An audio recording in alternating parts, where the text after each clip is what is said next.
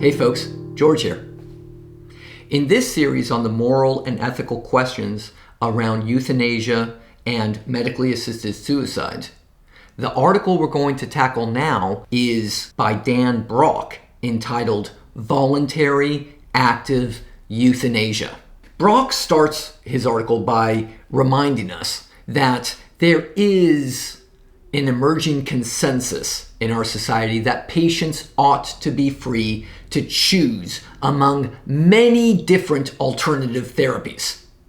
With that in mind, Brock's way of addressing these moral and ethical questions is not to really ask the question and argue in favor of euthanasia first.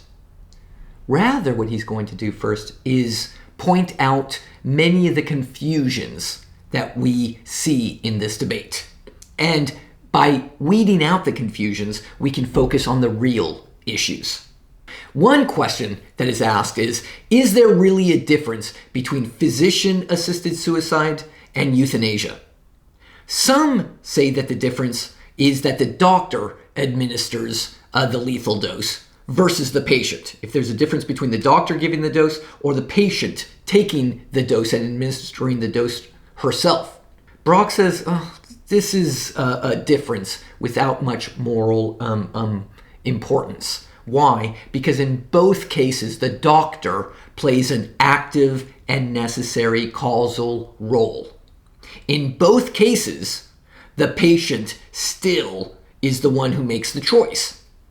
Of course, all of this is only about voluntary euthanasia. I find it interesting that Brock has to point that out because nobody reasonably argues for involuntary euthanasia, that is, killing patients without their consent. Nobody argues for that, so we just want to make that clear. Another important point that Brock points out is that self-determination is a very important principle. It's a very important moral principle. Persons ought to freely choose their own conceptions of the good life. Furthermore, persons shall take responsibility for their own lives and the kind of person they become. This is what self-determination and the principle of self-determination entails. All that said, this is also about retaining dignity in the face of death. People adjust to new and challenging conditions and find meaning and value of life in many diverse and different ways. With that in mind, dignity is also of paramount importance, and it might outweigh the value of extending life. Dignity is an important value that we have to consider. Brock says there is no one objective answer about how to do this. There is no one way to define how to live a life with dignity or how to die with dignity. There is not one answer to this question. Self-determination entails that there's going to be great variability, great diversity among people in how they address these complicated and difficult and important life questions. Now, some thinkers like Daniel Callahan or Leon Kass, whom we've both examined in previous videos, might suggest that life is a central good and life ought to be valued for its own sake. Brock offers a response. For some, life is no longer considered a benefit. Rather, it is a burden. There is no one objective answer or no one objective standard. There is not one objective criterion about when life is a benefit or when life is a burden.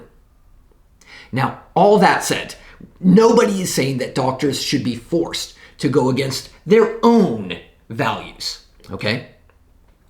But we might allow doctors whose values do coincide with the patient's values to do certain things to help patients achieve their own versions of dignity, their own versions of the good life, and their own versions of a good death. Another problem that some opponents of medically assisted suicide point out is that such medically assisted suicide is the deliberate killing of an innocent person. Okay? If this were true, this would always be wrong. But here is another idea that Brock is going to say is a confused idea. The common response, Brock points out, is that some people say, yeah, in these cases, the doctor is merely letting the patient die. Brock says this is confused too. Clearly, the doctor is causing the death in these cases.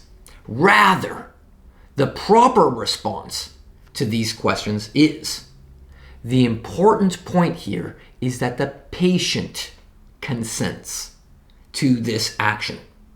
Thus, the doctor is working with proper motives. And even more, the doctor acts in a social role in which she is legally permitted to act in. This would all be contrasted with an evil actor who is doing all the exact same things as a doctor during medically assisted suicide. The difference is in the motive, not that one is letting die and the other is killing, right? The difference between letting die versus killing is one of these confused differences that we shouldn't be talking about. Really what matters is the motive of the actor, the motive of the doctor, and the fact that the patient chooses this path. So Brock asks us to back up and define what is the definition of immoral killing. Immoral killing is the unjustified causing of death. By the way, some causings of death, some acts that cause death, are actually justified. For example, stopping life support. Using a vulgar vernacular, if a doctor pulls the plug on some machine, the doctor is causing that death. However, that causing of death might be justified. Yes? Stopping life support clearly causes death. The doctor actively does this, but that is morally acceptable, isn't it? Despite the fact that the doctor caused the death. Now, Brock has already tried to illustrate that the difference between killing and letting die is morally confused, but he entertains it for a second. Now, one thing that I really like about good and careful philosophy, or one of the things that attracts me to this kind of philosophy that Brock is exercising here, is that, go back to the beginning of his article, right, where he said, I'm here to clear up confusions around this question around medically assisted suicide. Clearing up confusions is very important. And how does he do that? Sometimes you've got to go back to basics. Sometimes we've got to go back to basics. How does he do that next? He asks this question. Wait a second. Why is killing wrong in the first place? I love that he asks this question because so many of us already assume that killing innocent people or killing is a bad thing anyways. But how many of us have thought about why is killing wrong, and how many of us can give careful, well thought out responses to that question, as opposed to just saying, well, it's just obvious.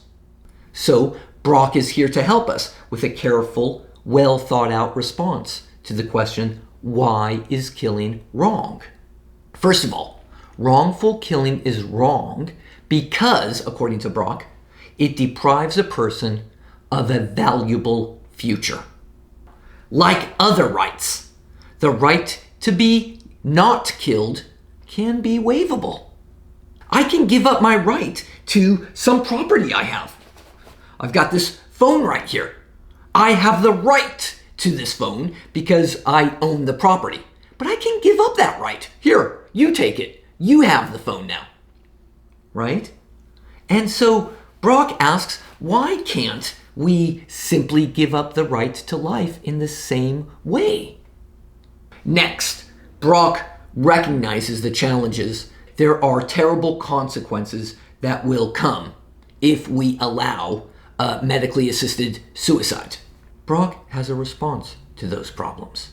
The first response that Brock gives to that kind of issue, that kind of problem, is that, wait a second, we have real disagreement about what the consequences will be. By the way, that's the nature of all consequentialist arguments, isn't it? We all have imperfect knowledge of the future and of future consequences. So that means that there really is no firm data on the issue. How will doctors respond? Doctors, Callahan suggested, will abuse this. Okay, and Callahan did cite, and Cass also cited the study of doctors in the Netherlands. Cass said specifically 40% of doctors acknowledge this. Okay, fair enough, but that's one study. That's one study. Is that data really as firm as somebody like Cass or Callahan would suggest? Brock is going to at least have us question the quality of that data. And why? Because we can't ever really know what the firm consequences will be. That's just the nature of our limited knowledge of the future and of consequences. The second response that Brock offers to this problem is that there is debate about how much these consequences actually matter.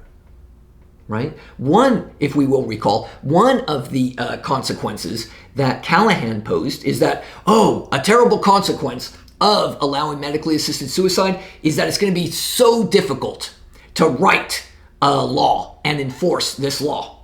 It's difficult to write all laws, isn't it? That's a challenge that we all have always. So is that really a big problem? Brock poses that kind of doubt to these kinds of terrible consequentialist arguments that people like Callahan pose. Instead, let's consider for a moment the positive consequences of allowing medically assisted suicide. Number one, a positive consequence will be that we respect the self-determination of the patients. That seems to be a positive consequence. Furthermore, a second positive consequence would be that the majority of people in our society already support this policy of allowing medically assisted suicide. A third positive consequence of allowing medically assisted suicide is that it gives more people choice about how to decide on their own version of the good life and how to live a dignified life and face a dignified death.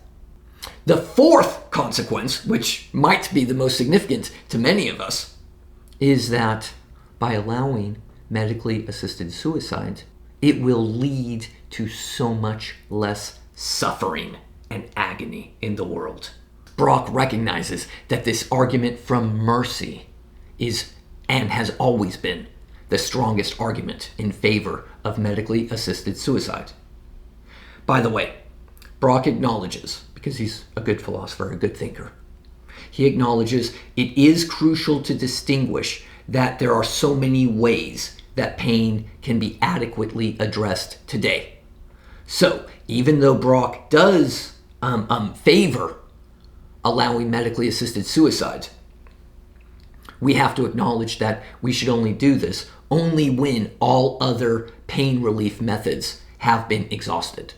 The final argument that Brock offers in favor of allowing medically assisted suicide is, isn't it more humane to allow a patient to die peacefully as she wishes?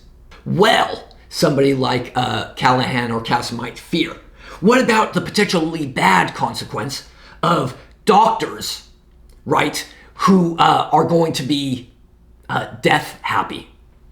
Perhaps a fear that doctors will want to kill more patients rather than treat them.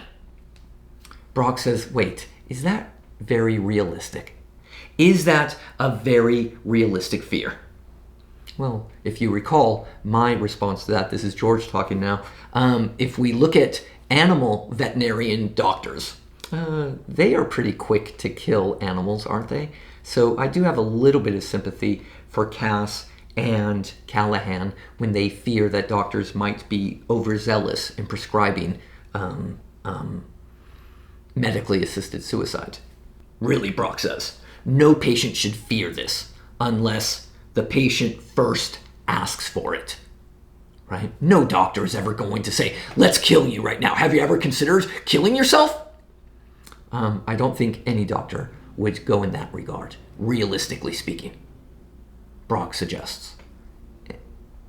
And even though I do acknowledge how animal veterinarian doctors do prescribe and suggest that sort of path, it's hard for me to imagine a doctor saying that to a human patient.